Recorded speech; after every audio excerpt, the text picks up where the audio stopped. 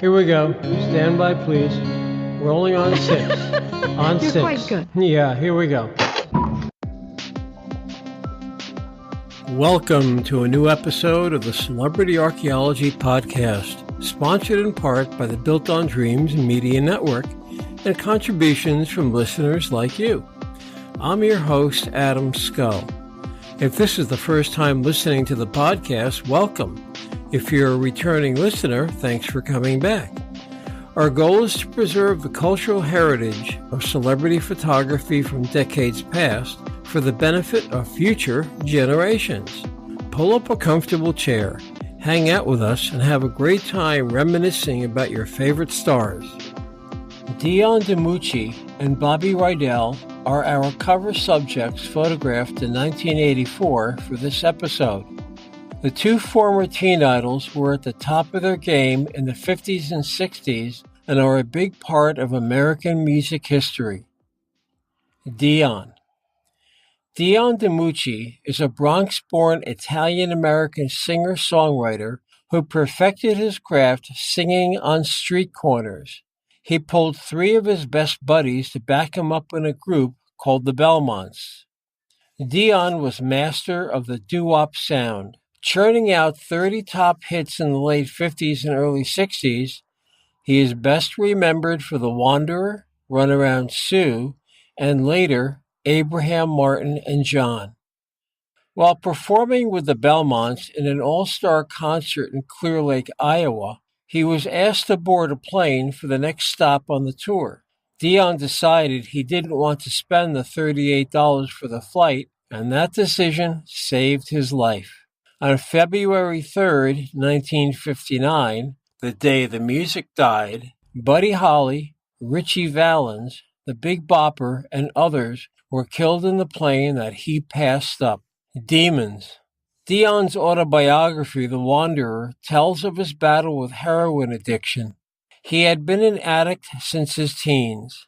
In early 1960, he checked into a hospital for treatment for the first time. When he returned to music as a solo artist, he had another string of hits, including Runaround Sue, which reached number 1 in 1961. A few years ago, Dion's wife, Susan DiMucci, was asked if she was the inspiration for the song. She said the only place she runs around is the public supermarket. However, in an Oprah Winfrey interview, the DiMuccis admitted the song was indeed about Sue being disloyal to Dion when they were dating. Born Again. In 1979, Dion revealed he became a born-again Christian, but he returned to Catholicism, the religion of his youth, in the late 1990s. Today, Dion has a prison ministry and counsels men through addiction and recovery. Dion was inducted into the Rock and Roll Hall of Fame in 1989.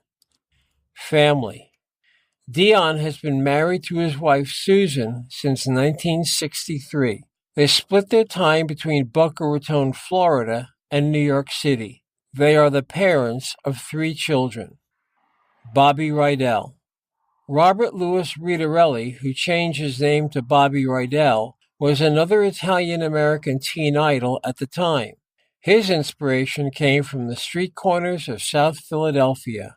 There must have been something in the water, because the same neighborhood also produced teen idols Frankie Avalon and Fabian. Earlier artists from the same city blocks include Al Martino, Mary Alonso, and Eddie Fisher. Career. Bobby Rydell sold 25 million records in his career. He is most famous for Wild One and Volare. The glory days for Rydell's hits were between 1959 and 1964. In 1963, he made the move to the big screen, co-starring with Anne Margaret in Bye Bye Birdie as love interest Hugo Peabody.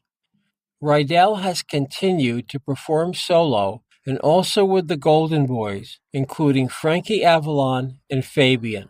Did you know that Rydell High School in the play and film Grease is named after none other than Bobby Rydell? Health.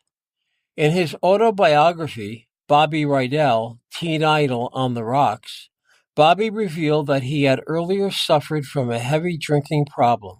In 2012, he had a double organ transplant with his liver and one kidney replaced. In 2013, he endured a double bypass heart surgery. Family.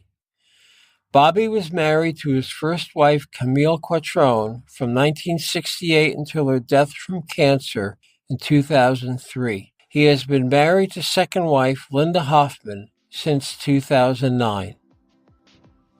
Thanks for joining me today on the Celebrity Archaeology Podcast, brought to you in part by the Built on Dreams Media Network. I hope you have found the content I've shared memorable and enjoyable.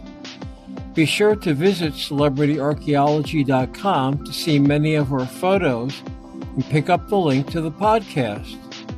Love this episode of the podcast? Head over to iTunes to subscribe so you're always up to date on the latest episode. Rate and leave a review and tell your friends about the podcast. Join us next time for the Celebrity Archaeology Podcast and learn about the lives of your favorite celebrities.